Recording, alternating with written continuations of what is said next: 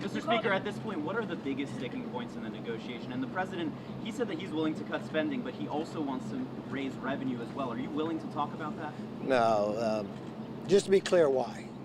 When you talk about raising revenue, if you look at the 50-year average of America, how much money have we brought in by revenue? That would be roughly about 17% of GDP. Right now, we're bringing almost 20% of GDP in revenue.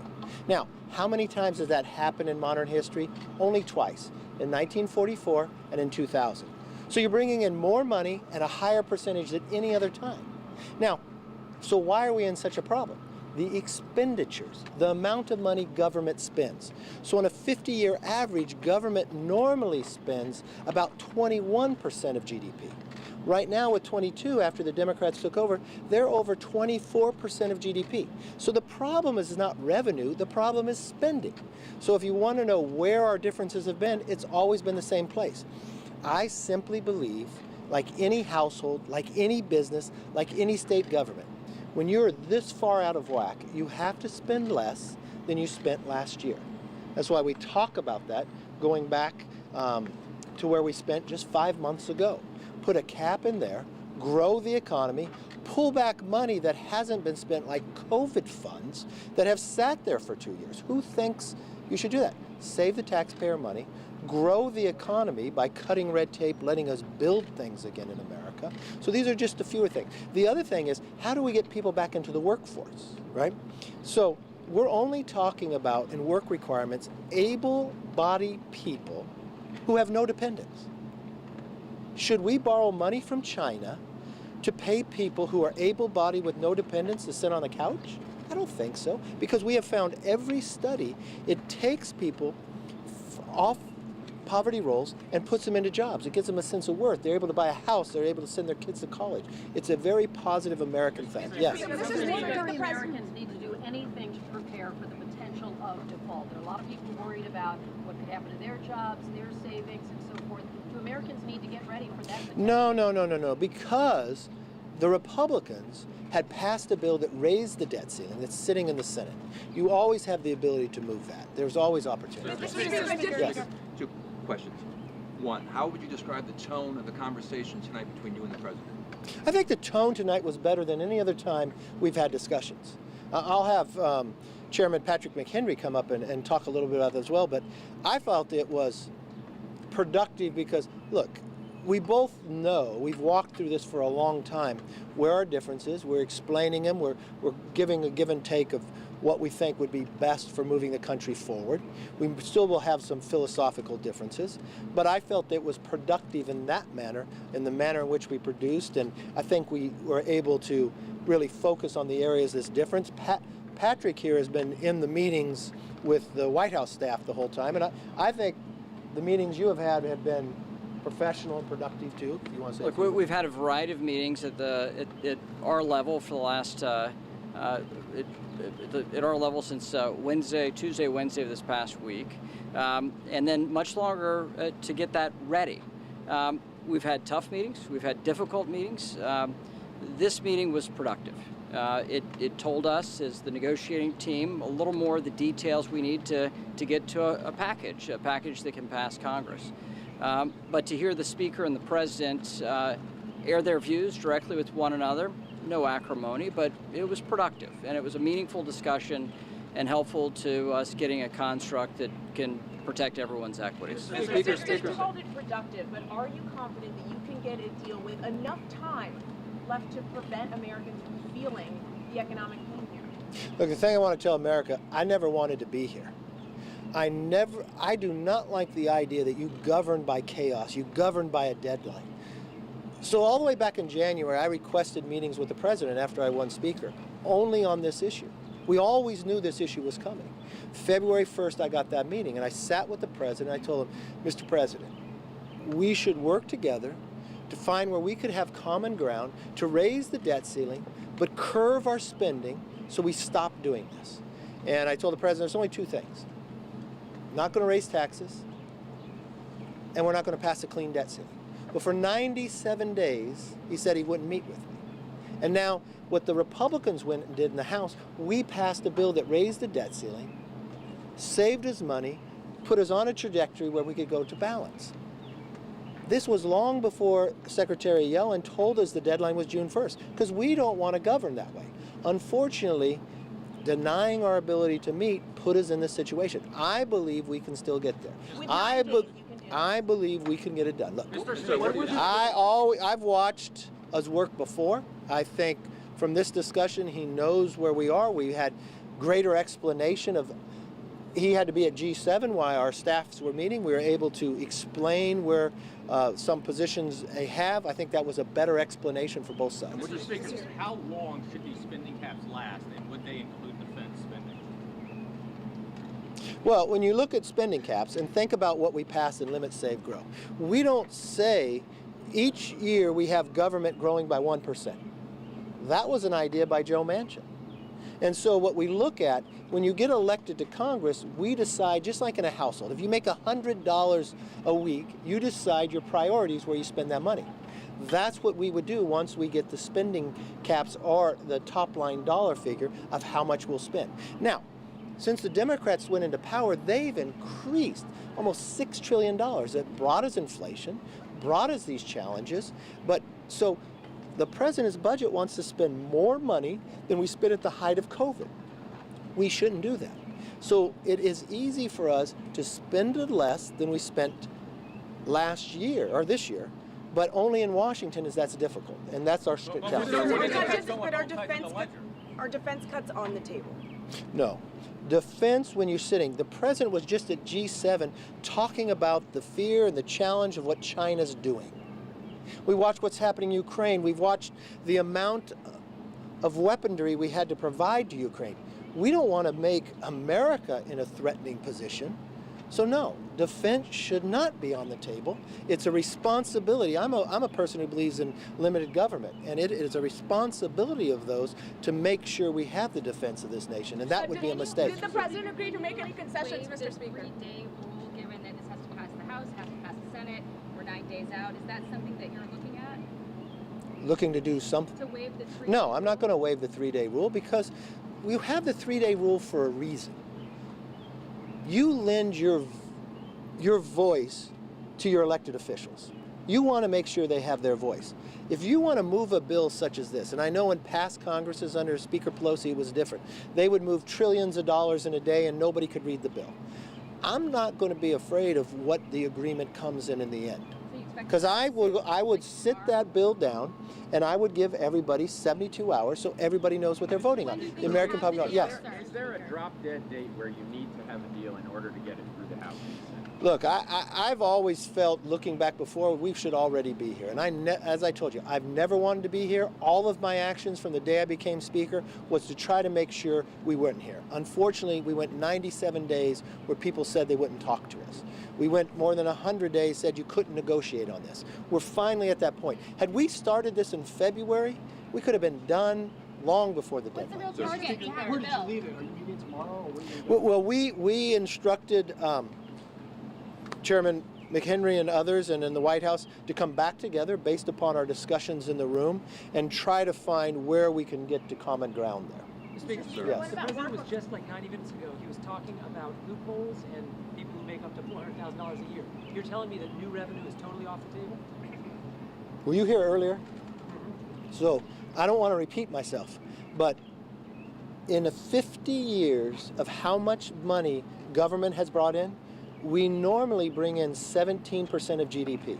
So we're bringing in almost 20%. Only 2 times in the modern history of this country, 1944 and 2000, have we ever brought in this higher percent. And it's more money than ever before. So if I ran my household where I brought in more money than ever before, but I owe more money than I make in my entire year, I don't think it's a revenue problem, it's a spending problem. It's the same thing with government, because for 50 years in government, we normally only spend 21% of GDP. But when the Democrats took over, they raised that up to more than 24%. We've never spent this high, and it's going to 25. So if you don't tackle the problems that have created, you're never going to solve it. So the answer to your question again that asked earlier is no. We're not looking at revenues, and if you think to put some type of taxes would only hurt our economy, for one. Secondly, we're already in a challenge where they raise so much inflation based upon their spending. That would be a stupid thing to do, and you really need to tackle the real problem. Look, I've always tried to explain, to me a debt ceiling is providing your child a credit card. They hit the limit, and year after year all you did was raise the limit. You did nothing about their spending, and all of a sudden you owe more on the credit card than you make the entire year.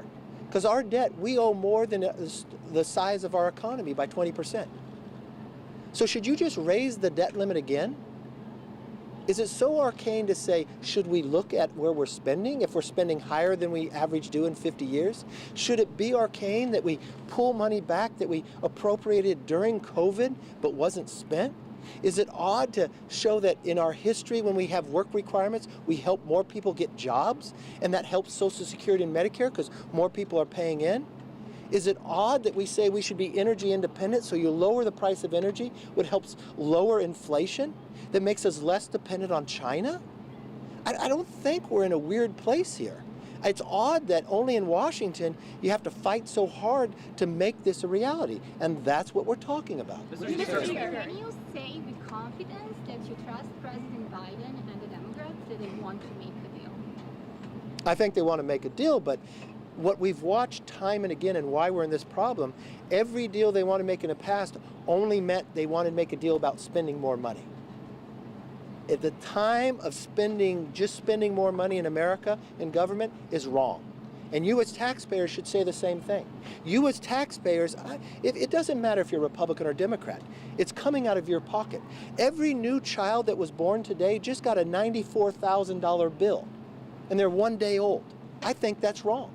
I think we're failing in that problem. And you know what? You can blame both sides for this, but that has got to stop, and it's got to end now. And this is I don't want you to think at the end of the day the bill that we come up with is going to solve all this problem, but it's going to be a step to finally acknowledge our problem and put one step in the right direction.